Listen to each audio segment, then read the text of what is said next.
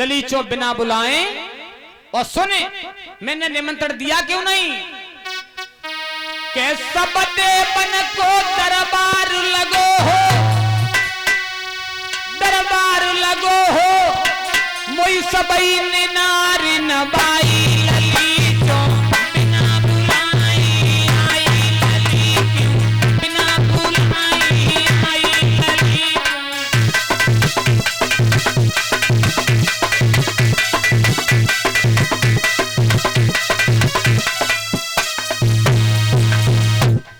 और जो इतनी बात पिताजी की सुनी तो सती मैया को अंदर से अब लगा है कि मेरे पति का यहां पर अपमान हो रहा है, अपमान हो रहा है। सोई कही के पिताजी और बहना ध्यान रखना कि ससुराल में अगर पति का सम्मान न हो, अपमान हो रहा हो तो वहां पर फिर रुकना मत, रुकना मत। सती ने जैसे ही देखा कि मेरे पति का अपमान हो रहा है तो एकदम पिता से कहा कि पिताजी सुनो, अरे तुमने तो मेरे पति को निमंत्रण नहीं दिया, अब सुनो मैं तुम्हें श्राप दे रही हूं, तुम्हारा होगा क्या?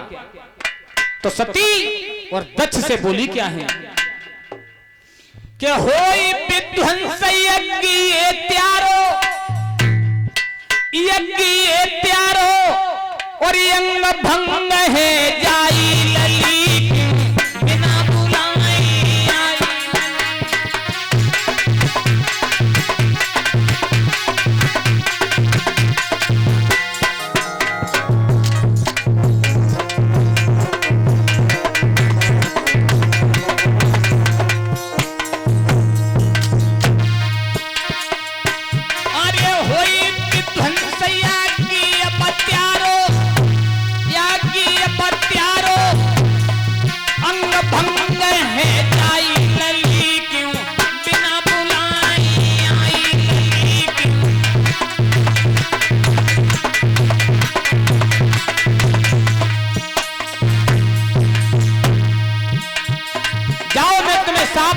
तुमने ये यज्ञ किया है वो विध्वंस हो जाएगा और तुम्हारा अंग भंग हो जाएगा।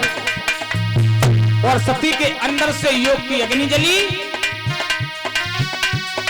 योग की अग्नि जली भीतर से,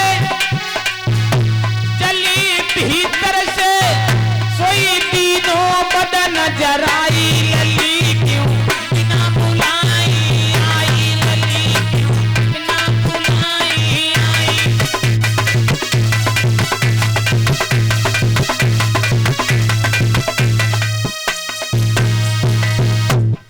आज सती मैया के अंदर से क्रोध की अग्नि जली और जहां पर दक्ष महाराज का हवन कुंड जल रहा था उसी में सती मैया ने अपने शरीर को जला दिया।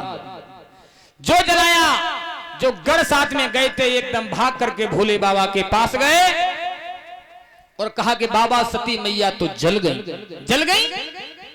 अरे हमने तो पहले ही मने करी के बिना नोते के मत जाओ, लेकिन नहीं मानी। तो ये बताओ कुछ कह के गई कि हाँ भोले बाबा ये कह के गई कि दक्ष का यज्ञ विध्वंस हो जाएगा और उसका अंग भंग हो जाएगा। तो भोले बाबा आसन मार के बैठ गए थे और करते क्या थे, अरे तब बैठ गए त्रिपुरारी,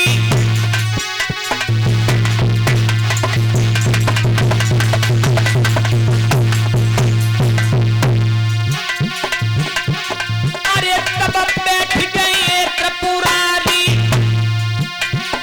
तब ही सिरती जटायु खारी, खींच की तब धूनिया में मारी।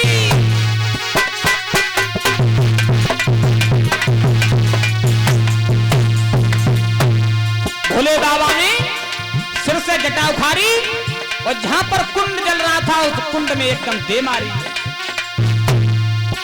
अरे खींच की तब धूनी में मारी और पैदा भयो वीर बलधारी।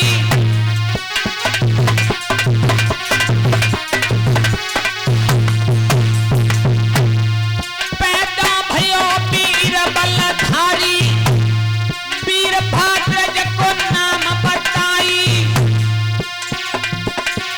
भोले से जन गिरायु चारी, क्या है हुक्म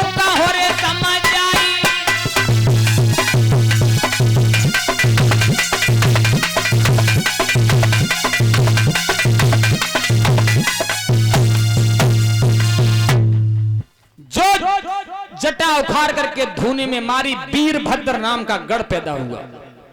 आदेश दिया कि पिताजी बताओ क्या आदेश है।